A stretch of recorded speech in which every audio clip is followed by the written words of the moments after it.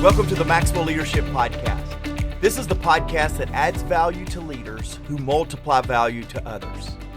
My name is Mark Cole, and I'm excited today to wish you a happy new year. Hey everyone, it is 2023, and I hope you've had a wonderful holiday season. I hope 2022 wrapped up wonderfully for you, and I hope you're excited for all that this year, 2023, holds for you. The new year always brings with it big ambitions, big dreams, and even big change. And much of that change starts within each of us, the leader. So we wanted to start this year off right by hearing from John Maxwell about personal change. You see, you cannot give what you do not have. Before you can make big change in your organization or in your family, in your community, that change has to begin with you. So, John is going to share some thoughts on change. Then my co-host Becky Bursell, we will join together with you and talk about some practical ways that we can apply these principles, both to our life and to our leadership this year. Now, if you would like to download our bonus resource for this episode, that's a free fill-in-the-blank PDF that accompanies John's lesson. You just need to go visit maxwellpodcast.com/start change. And also check us out on YouTube at maxwellpodcast.com/YouTube and leave a comment or a question. Okay, are you ready? Let's start the year off right. Here is John Maxwell.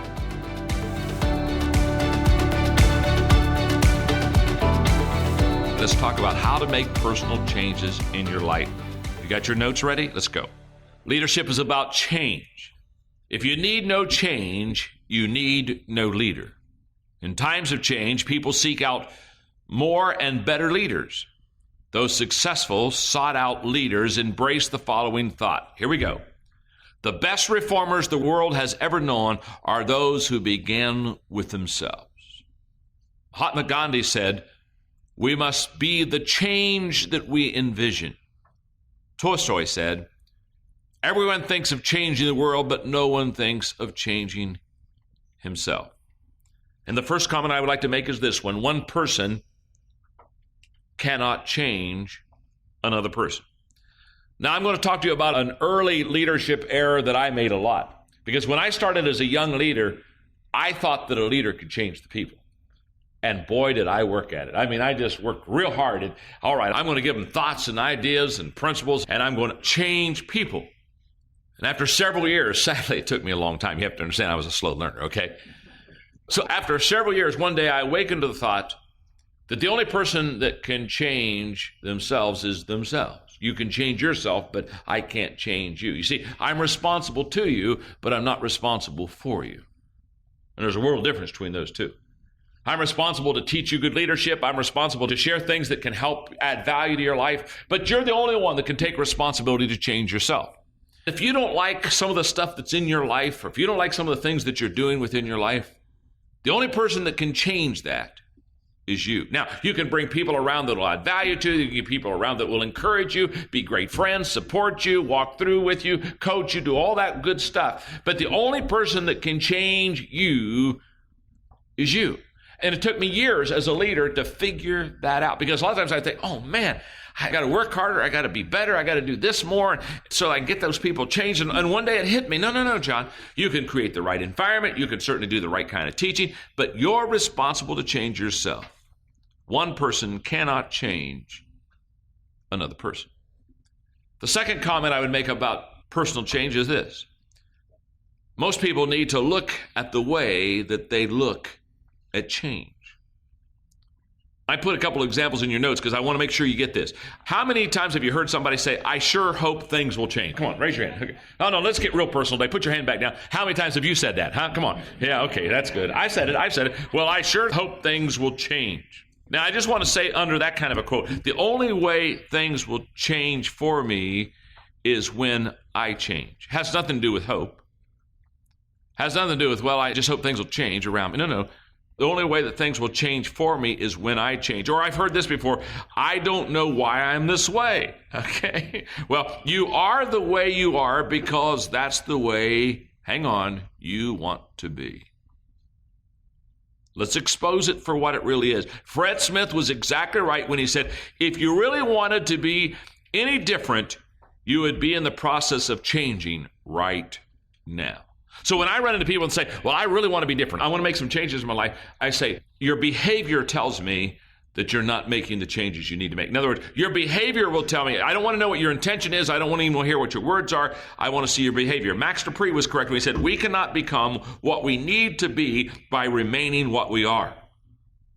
So if we're going to change, we need to look at change differently. The third personal comment that I would make is that when you make the right personal changes, I believe this with all my heart, other things begin to turn out right. So when people say, I like things to turn out better for me, I like the things to turn out right, I like things to turn out better in the organization or in my family, whatever it is, then what I say to them is start with making personal changes.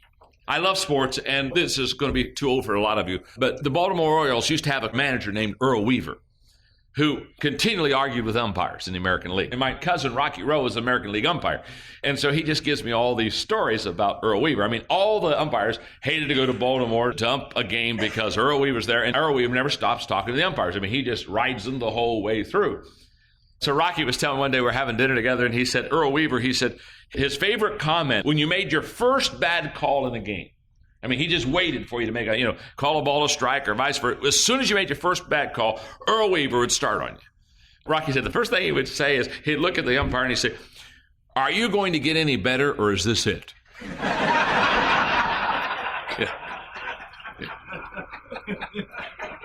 Yeah. Are you going to get any better or is this it? Isn't it true? Aren't there a lot of people you've looked at and you just said, my name is John, I'm your friend.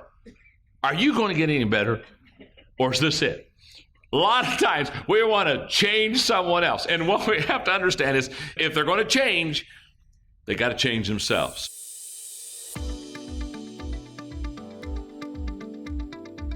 Hey, podcast listeners. Do you have a clear plan for growth? Achieving big results most often does not require big life changes. Small improvements over time compound into big results. Download the Maxwell Leadership app.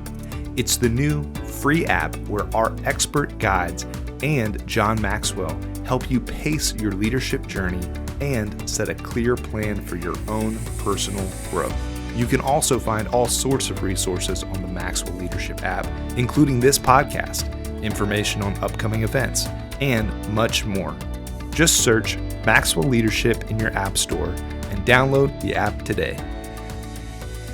Hey, welcome back. I'm sitting here, Becky. I'm still laughing about the umpire story to where the question was asked. And I feel like asking myself this question too. I'm going to ask you, Becky, and I'm going to ask everybody listening to the podcast. Are you guys going to get any better, or is this the best you've got? I mean, is this it? Yeah. Is this it? I mean, does it end here?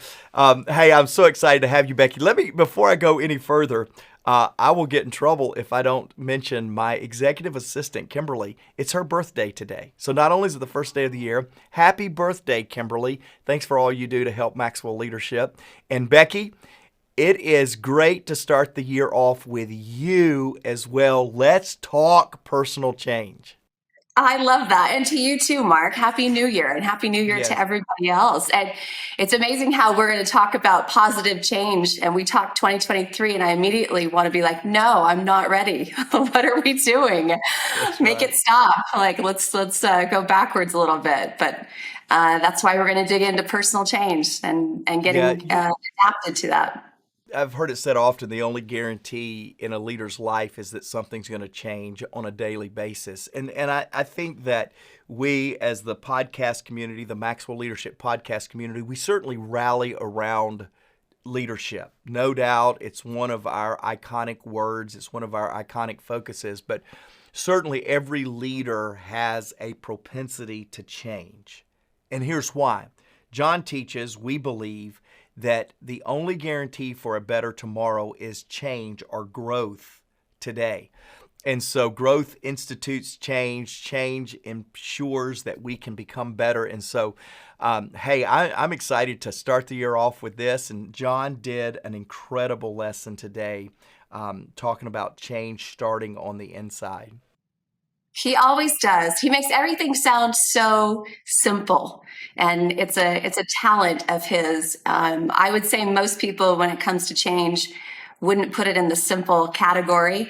But I guess it really depends on how you define change. I think there's a lot of different definitions. Him recognizing change is growth might be an intentional decision to recognize change as growth. I think you and I probably know a lot of people that would assume change is, they attach it to fear, or maybe they attach it to something exciting, or they just attach it to it's expected, it's going to happen, and kind of pack your bags and get ready to go all the time. But Mark, my question to you first off is, how do you define change? How do you actually see it or recognize it in your life?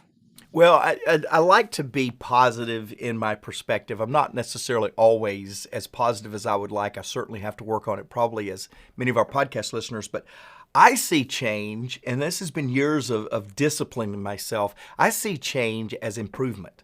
I see change as opportunity. I see change as a chance to become something better. So I always equate change. Now, I know change can be disruptive. I've had those moments of having that perspective and even experienced disruptive change. I know change can feel, like you said earlier, very very anxious about change. But for me, any change, and a lot of times even in my family life or even in very personal things to me, change very quickly after the change is recognized. We're going to have to change. There's some changes coming. Very quickly, I'm able to, and I think this is all discipline, I'm able to adjust that and say, okay, what's going to be the positive out of this change? And again, I don't think that that's necessarily natural to me, although I have an optimistic bent to my personality. I certainly believe that it's a muscle, that we have to exercise within us a belief that change is going to bring about something positive, and in that positivity is a chance to grow and become better. Yeah, I think that was really my next question, was there has to be an aspect of that nature versus nurture when it comes to defining or putting it into a category of what change means in our life. And you and I have talked about this before. I moved a lot growing up. So change and adapting, it just wasn't an option. It was something just from survival that had to happen. So I guess it took out the fear aspect for me. But in your life, do you feel like that came really more from that nurture aspect? Like it was something that you intentionally worked on? Yeah, both of us, we've shared this a lot, even on the podcast. We both have a heritage of leadership that we were born into, right? And not only leadership, but very public leadership. My family was always in a spotlight. My family was always dependent because of the roles that my father and my mother played. We always had this spotlight on how we were going to respond to the unexpected. And so I'll be honest with you, I learned at an early age to publicly like what I personally hated or personally lamented. I learned to put on a face that said, oh, this is change that is necessary for the growth of the organization my dad was leading for, or this is what's required of me. I'm now older and I'm going to have to assume a leadership responsibility as well. And early on for me in that whole nurture environment, I probably did some real faking that are posing that I liked change. But I will tell you this. I think also there's a nature within me, because I do believe I have a leadership aptitude that I didn't even cultivate in some ways. I think it comes from family and just understanding that I was born to lead. Using John's analogy, I have leadership tendencies, but I wasn't born a leader, but I was born to lead. Well, I think that the longer that I have lived and the more that I lead, it literally, to this day, even if I think about leading in a new dimension of ownership, there's really this appreciation to change that comes when you sustain yourself through changes and you see the great results that happen because people willing to change. And so I don't think I naturally was that way growing up, because I remember posing. But I think the older that I've gotten, the more that I've seen in seasons how change makes a difference, there's a greater appreciation, and I may even say anticipation for changes that need to happen in a person and therefore in an organization. Yeah, I think the value has been proven over time of recognizing what happens on the other side of those things. So let's say you take a team like our organization. How do you prepare even those that have, the leadership capabilities? How do you prepare them for change and to see the same things that you see and get excited about the overall vision of what that change will give you? I love this question. I wish I did it right every time. I think the thing about change is the unpredictability of how the change is going to be received, embraced, and even participated in, right? So I don't know that there's even a good formula out there that says this is the way to take an organization through change. But let me tell you some things that have happened recently that I think would give us a type of formula, if you will, or a practice. I think when you are announcing changes, most recently, I felt like there was some change of focus, some change of energy that we needed to have in our organization. And the first thing that I did was go on a fact-finding mission. I went into each of the departments or each of the teams of our organization, and I found out what it was like to be on the other side of leadership. Now, you've heard John say one of his favorite questions to ask people that are close to him is, what's it like to be on the other side of me? Well, as a leader of an organization, I like to say, what's it like to be on the other side of my leadership? What I like is asking the question. What I don't like sometimes is the answer. It was not always flowers and sunshine. Trust me on that.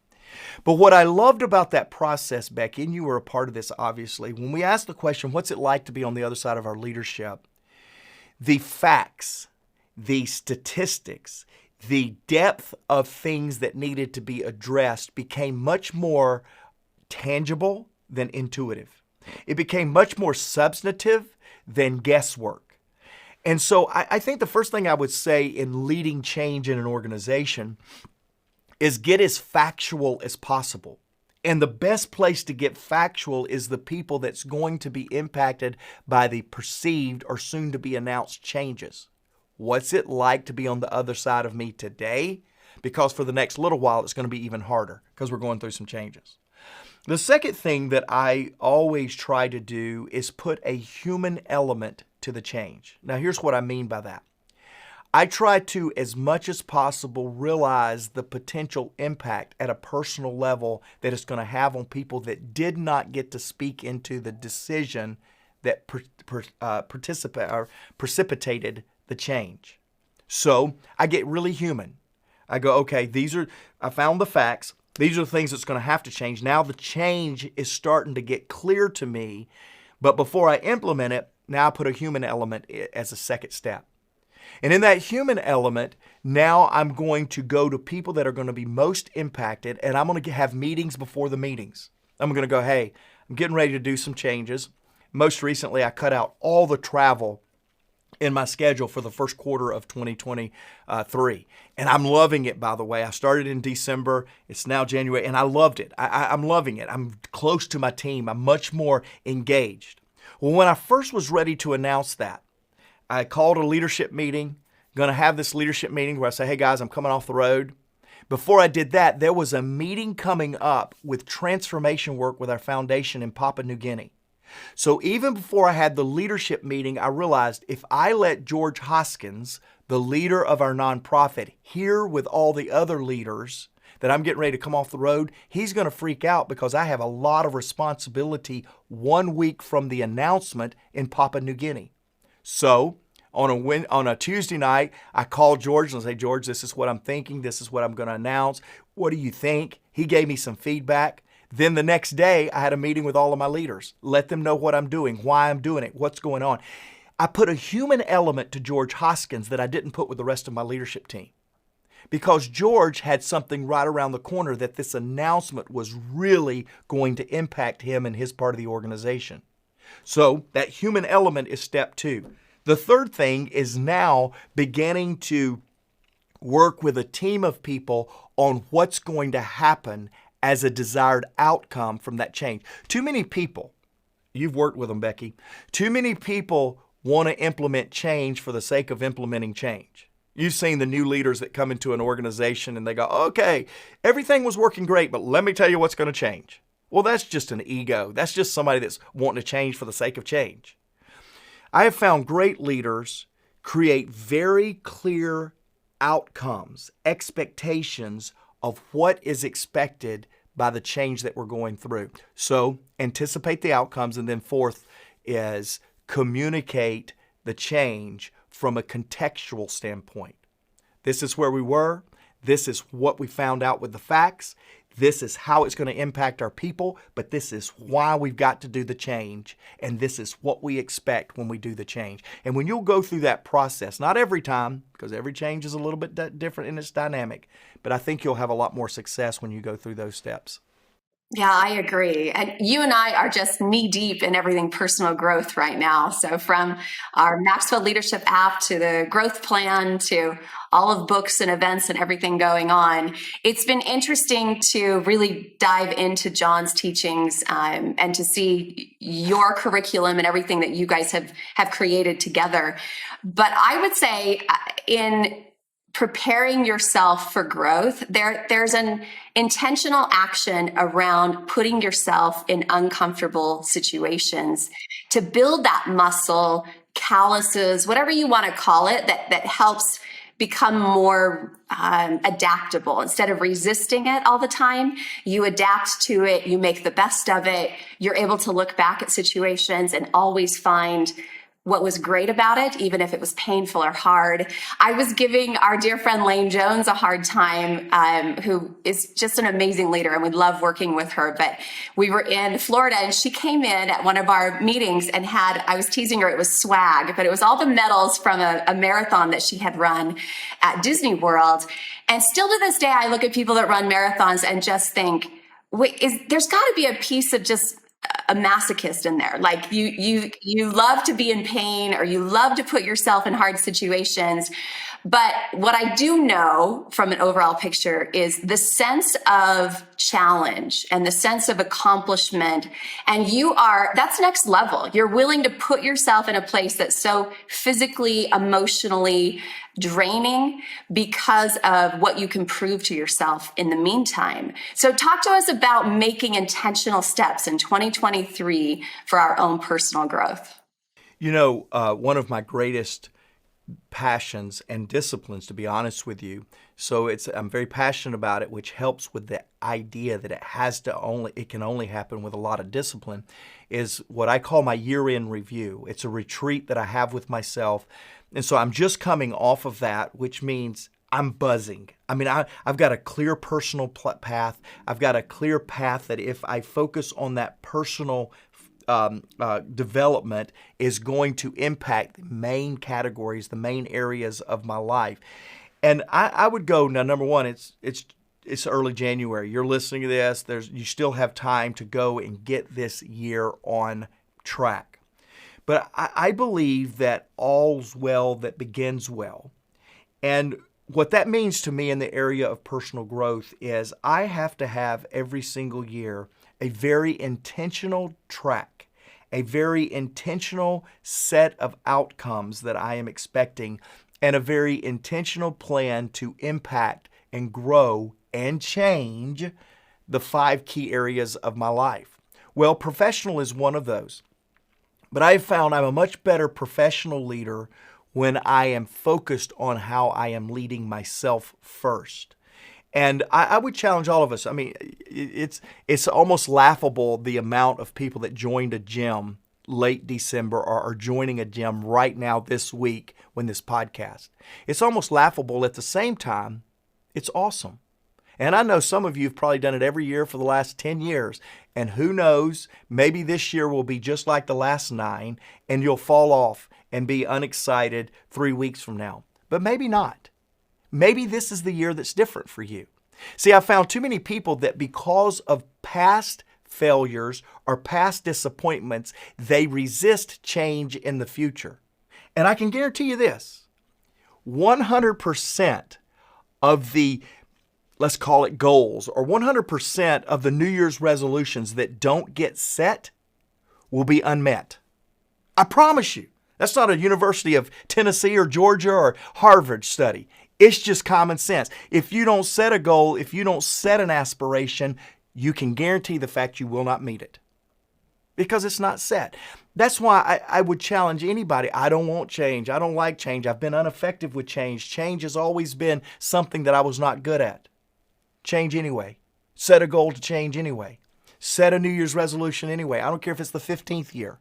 Set it again, because if you ever give up and don't set that objective, you can be certain you're going to not get it. But this might be the year for some of you that you set an objective to read a book, to focus on your personal development, to join the Maxwell Leadership Growth apps. Shameless plug. You need to go to your app store and get the Maxwell Leadership Growth app. This might be the year, this might be the tool that really will create that change. And by being resistant to change, you are ensuring that you'll never change. So take a step, do it again, 10th time, 15th time. And that always, I believe, that passion and commitment to lean forward and put yourself in a posture or a position to change will make the difference. Yeah, and I love the positivity as far as, and you always have it, Mark. Whenever I'm low on positivity, I just have to call Mark and he will just inject us with positivity.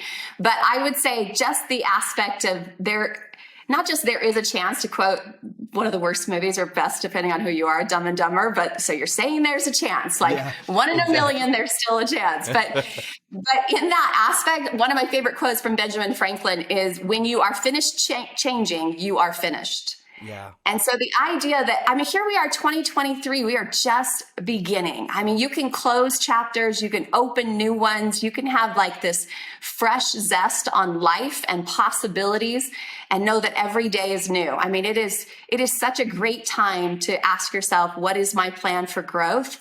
And if you don't have one, we do. Come along with us and actually learn how to intentionally grow yourself and watch the world around you change, which brings us back to one of our favorite books as well, Change Your Worlds. Sometimes it's not possible to change the entire world, but you can definitely change your world. I think you and I are living proof of that. Well, and it's interesting because John, and I'm holding the book up for our YouTube viewers. When John wrote this book, it was a real intentional effort to begin to put a formula around significance. John, for years, has taught there's a distinction between success and significance. And in teaching that, he's talked about that success is what happens to you, significance is what happens through you. He's made statements like, once you taste significance, success will never satisfy. When we wrote this book, and we really brought a team of people around John, it was with this realization that the world is changing, but leadership is not changing with it. Leadership is trying to stay very focused on their agenda, focused on their political party, focused on their religious flavor or their religious preference. And yet the world around is changing, and there's not a tribe of leaders that are catching the vision that we've got to go back and build on the basics of leadership, which is all about valuing others, which is all about putting others first, which is all about killing our agenda as the leader and making the agenda the people's agenda. All stuff that we don't see modeled very much. And it was that passion behind John that he said, I'm going to write this book about change your world.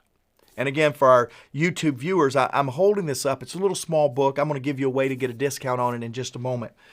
But in this book, he opens it up with this statement. He says that hope has two beautiful daughters. Hope has two beautiful daughters, anger and courage. Anger at the way things are, courage to do something about it. And I would just ask you on a personal level, before you ever go global, let's go micro for a minute. Are you tired of last year's performance? Are you tired of the last 5 years feeling like you're starting the year off at the same place you've been starting the last little bit? It may be time to pull hope into your life in the form of hope's daughter, anger. Just get frustrated with yesterday's lack of success. For some of you, you're on it. You got it. And it may be time for you to engage with hope's other daughter of courage. the ability, the commitment to do something about it. We all look at ourselves and say we want change. So John talked about that at the beginning. You say, I want change, I want change. Then when change comes, you go, I didn't want change.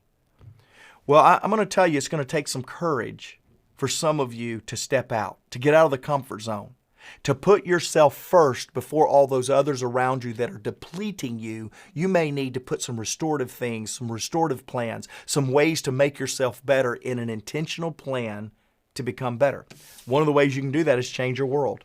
John's going to give you a path forward in this book that will help you not only be successful on the inside, but will help you pursue significance for those around you. In fact, if you'll go to the show notes, we'll put a link in there. You can use, when you click that link, you can use the promo code podcast, and we'll give you 15% discount on that. I also will put in the show notes a reminder that you need to download the Maxwell Leadership Growth app. Here's why. Some of it's free. You've got some paid stuff too. But here's my point. What are you doing to ensure growth in your life, to ensure change that will lead to growth? And if you don't have a quick answer to that, borrow somebody else's answer. That's what I did, Becky, when I was asked, hey, what's your growth plan? 23 years ago, I was asked, what's your growth plan? And I went, I don't have one. Do you have a template? I borrowed somebody else. Her name was Sharon Burcham. I borrowed Sharon Burcham's template to create my first growth plan.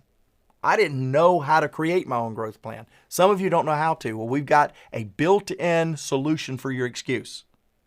It's called the Maxwell Growth app.